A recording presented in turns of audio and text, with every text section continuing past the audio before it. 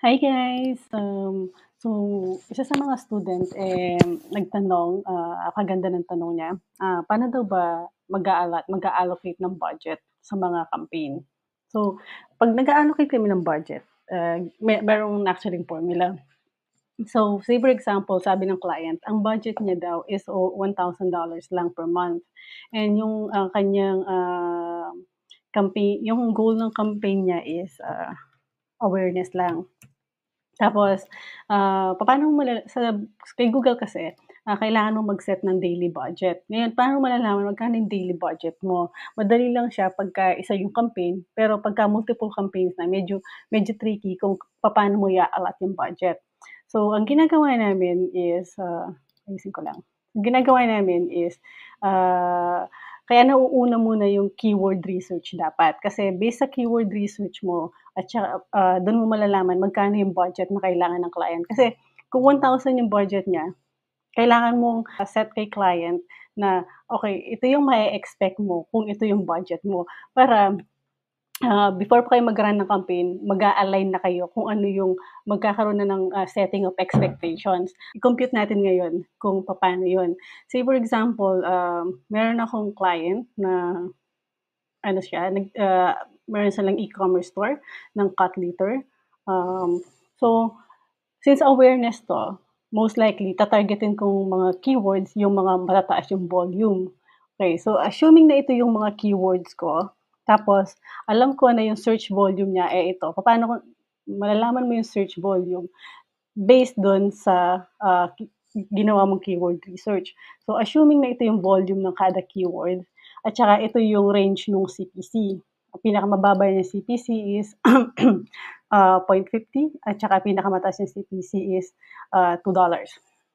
Ngayon, sa 1,000 na search volume na 'to, ilan kaya yung possible kong makuhang click or gaano kadaming click ang gusto kong makuha out of 1,000.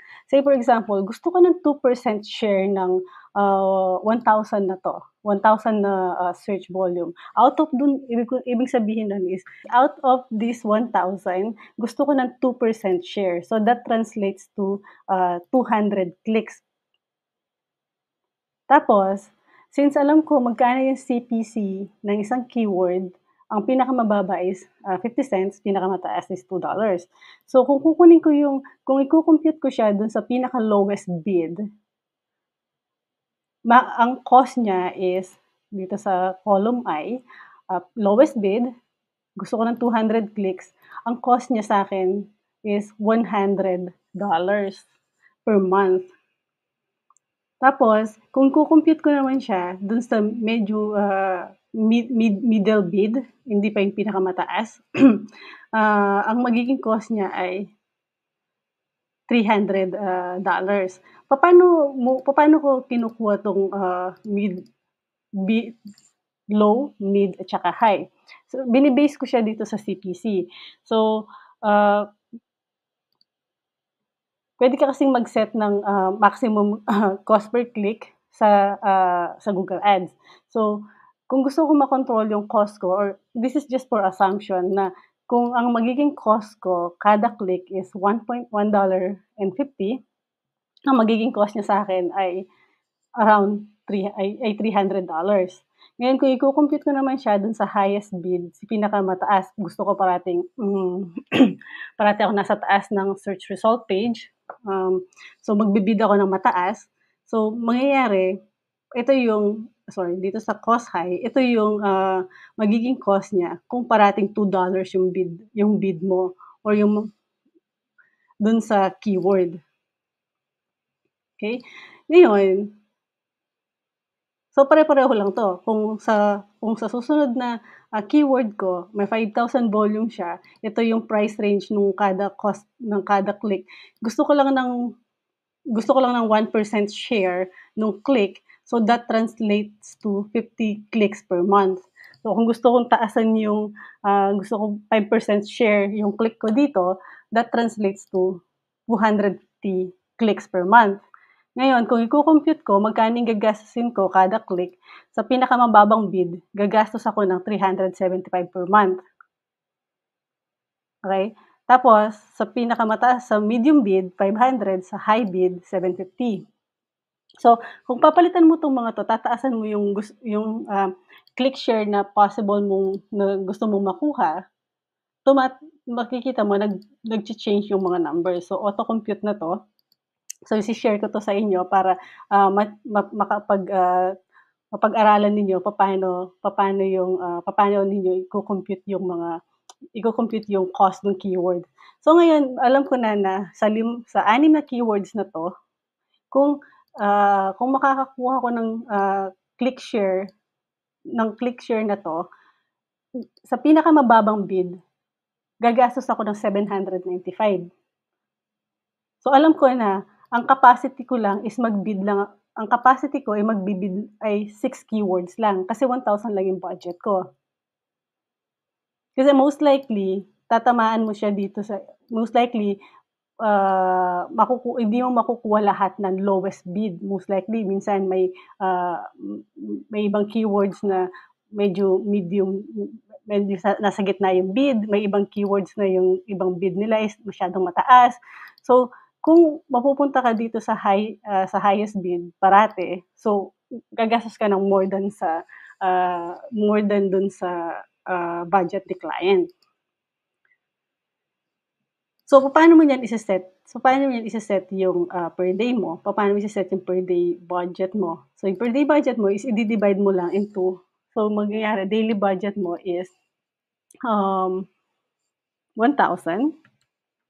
type lang natin B1, divide natin ng 30.4 kasi, may mga months na 31, may mga months na 30 lang. So, ang daily budget mo is 33. Kung $33 yung daily budget mo, ilang clicks ang makukuha mo everyday most likely. So, i-total lang natin 'tong clicks na 'to.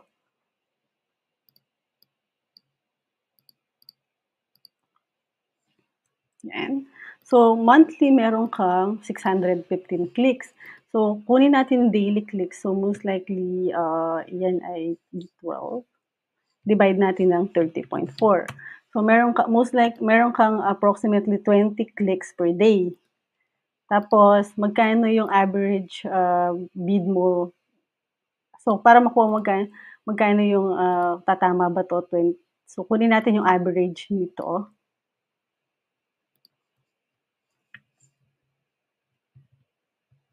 Yan. So, average CPC mo sa pinakamababang bid is $1.67. So, $1.67 multiply mo ng 1.67.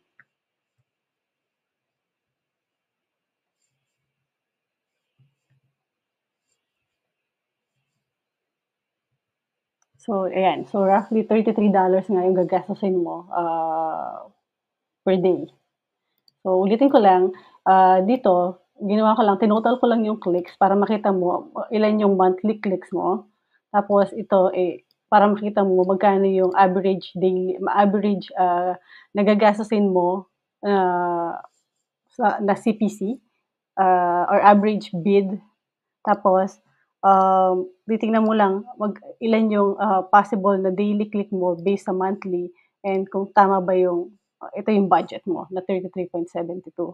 Yan, I hope makakatulong 'to sa inyo kasi ganito yung ginagawa naming computation para makita namin, para malagay namin sa media plan namin na kung ano yung may-expect ng client in terms of gaano kadaming clicks ang makukuha niya kung awareness yung campaign, 'yon.